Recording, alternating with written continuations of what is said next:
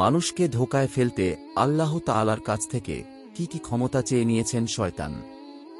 আসসালামু আলাইকুম আমার প্রিয় বন্ধুরা, আশা করছি আপনারা সবাই ভালো আছেন। শয়তান মানুষের প্রকাশ্য দুশমন, মানুষকে সঠিক পথ থেকে সরিয়ে নিতে আল্লাহর কাছে ক্ষমতা চেয়ে নিয়েছে শয়তান।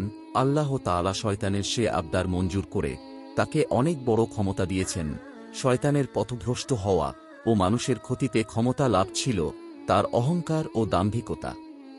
পবিত্র কুরআনুল কারিমে এই ঘটনা বিস্তারিত বর্ণিত হয়েছে। সূরা আরাফের 11 থেকে 13 নং আয়াতে আল্লাহ তাআলা বলেন, আমি তোমাদেরকে সৃষ্টি করেছি, এরপর আকার অবয়ব তৈরি করেছি। তারপর আমি ফেরেশতাদেরকে বলছি, আদমকে সেজদা করো। তখন সবাই সেজদা করেছে, কিন্তু ইবলিস সেজদাকারীদের অন্তর্ভুক্ত ছিল না। আল্লাহ পাক বললেন, আমি যখন নির্দেশ দিয়েছি তখন তোকে কিসে সেজদা করতে বারণ করল? সে বলল, আমি তার চেয়ে শ্রেষ্ঠ। আপনি আমাকে আগুন দ্বারা সৃষ্টি করেছেন এবং তাকে সৃষ্টি করেছেন মাটির দ্বারা। আল্লাহ তাআলা বললেন, তুই এখান থেকে নেমে যা, এখানে অহংকার করার কোনো অধিকার তোর নেই, অতএব তুই বের হয়ে যা, তুই হীনতমদের অন্তর্ভুক্ত। শয়তানকে যখন আল্লাহ তাআলা বেহেশত থেকে বের করে দিলেন, তখন শয়তান আল্লাহর কাছে মানুষের ক্ষতি করার জন্য বেশি কিছু ক্ষমতা চেয়ে নিয়েছেন। আর তা হল শয়তানের কেয়ামত পর্যন্ত হায়াত লাভ, মানুষকে ধোঁকা দেওয়ার ক্ষমতা লাভ, সব দিক থেকে মানুষকে গোমরাহ করার ক্ষমতা লাভ।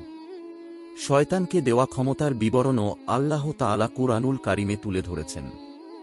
কুরআনুল কারিমে সূরা আরাফের 14 থেকে 17 নং আয়াতে আল্লাহ তাআলা ইরশাদ করেন, শয়তান বলল, সেই দিন পর্যন্ত আমাকে অবকাশ দিন যেদিন পর্যন্ত আদম সন্তানকে পুনরুজ্জীবিত করা হবে।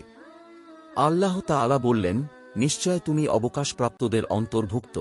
শয়তান বলল, যেহেতু আপনি আমাকে পথভ্রষ্ট করেছেন, সেই কারণে অবশ্যই আমি তাদের জন্য আপনার সোজা পথে বসে থাকব।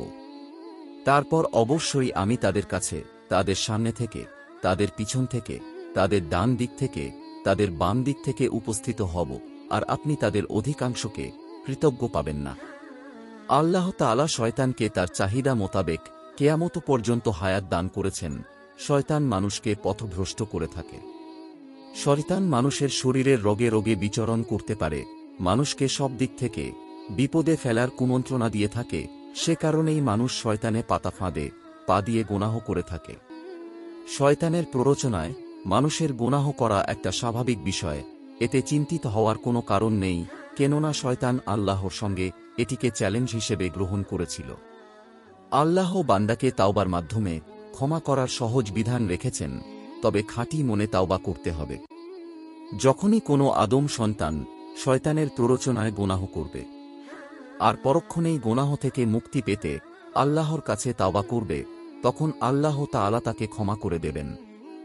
হাদিস শরীফে এসেছে, হযরত আনাস রাদিয়াল্লাহু আনহু বর্ণনা করেন, রাসূলুল্লাহ সাল্লাল্লাহু আলাইহি ওয়াসাল্লাম বলেছেন, প্রত্যেক আদম সন্তান চরম গুনাহগার, এদের মধ্যে সবচেয়ে উত্তম হচ্ছে তাওবাকারীরা। তিরমিজি, ইবজেন মাজাহের হাদিস। সুতরাং শয়তানের প্ররোচনায় হতাশ হওয়ার কোনো কারণ নেই। মহান আল্লাহ তাআলা শয়তান যেমন ক্ষমতা দিয়েছেন, তেমনি পথহারা মানুষকে ক্ষমা করে দিতে তিনি খোলা রেখেছেন তাওবার দরজা। আল্লাহ তাআলা মুসলিম উম্মাহকে কুরআন সুন্নাহর আলোকে সঠিক পথে থাকার তৌফিক দান করুন, তাওবার মাধ্যমে ক্ষমা লাভের তৌফিক দান করুন, আমিন। তো আমার প্রিয় বন্ধুরা, আমাদের আজকের এই ভিডিওটি যদি আপনাদের কাছে ভালো লেগে থাকে, তাহলে বন্ধুদের কাছে শেয়ার করে ইসলাম প্রচারের কাজে সাহায্য করুন। আর ইসলামিক সংক্রান্ত আরও কোনো তথ্য জানতে চাইলে কমেন্টে অবশ্যই প্রশ্ন করুন। আল্লাহ হাফেজ।